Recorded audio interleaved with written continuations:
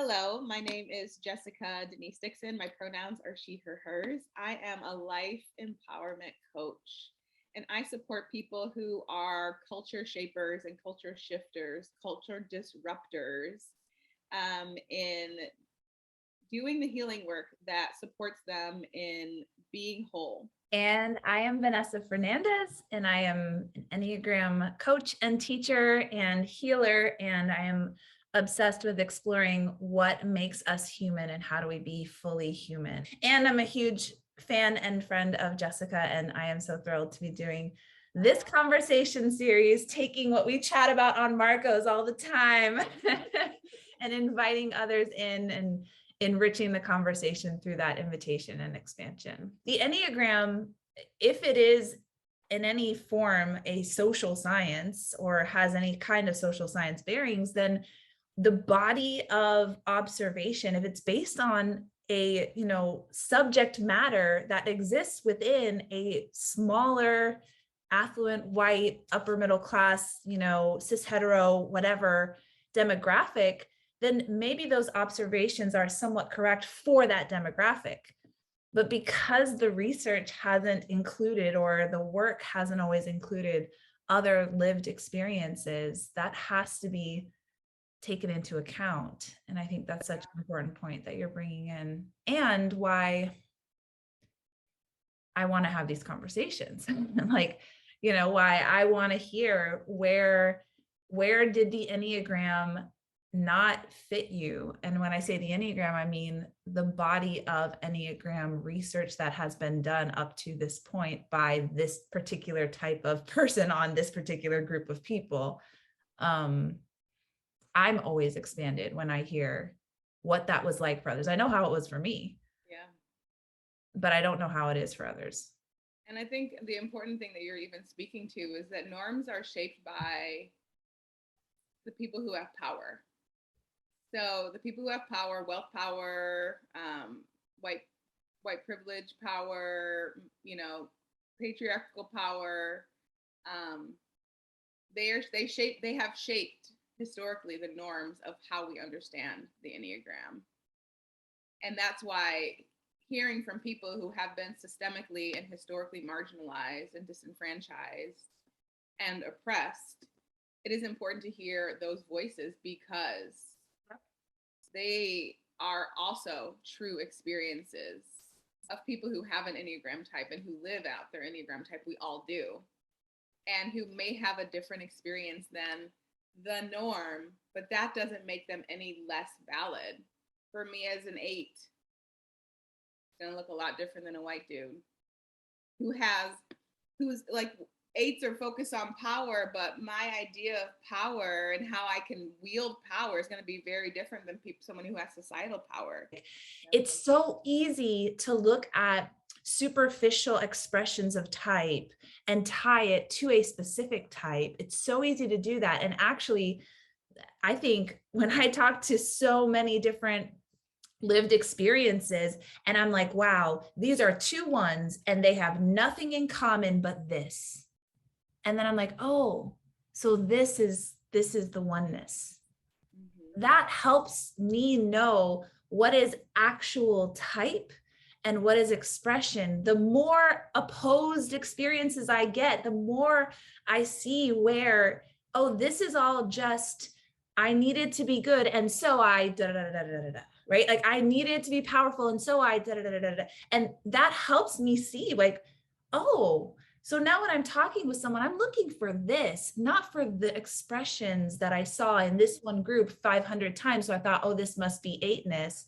And it's like, no, they're just all in the same group. So 8ness looks like this for them, but 8ness looks like this for someone else. Like, it, to me, if we really care about Enneagram and the purity of it and not getting into stereotypes, the only way I see that happening is if we I want people from every single particular expression and identity and everything, because only when we lay all that over do we see oh, this is the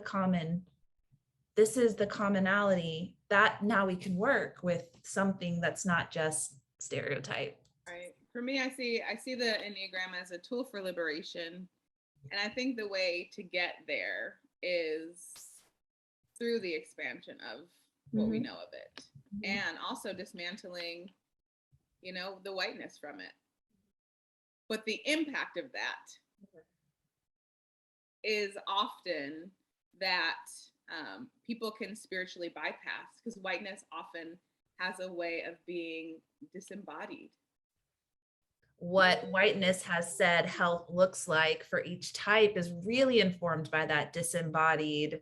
And we see it a lot in spirituality, gurus who say, well, the most enlightened state you can be is this disembodied floating spirit that doesn't care about anything and just lives on a mountaintop and this and that. And it really is individualistic, Yep. and it really does bypass. And I think what a lot of um, you know people of color bring in our DNA is, no, my life is connected to my community, no, I'm a part of this group, this family, this shared experience. Even our trauma of our experiences, like there is an interconnectedness that we know is here. And we've also talked about how some of what is called the lower levels of health I'm bringing you with me. is also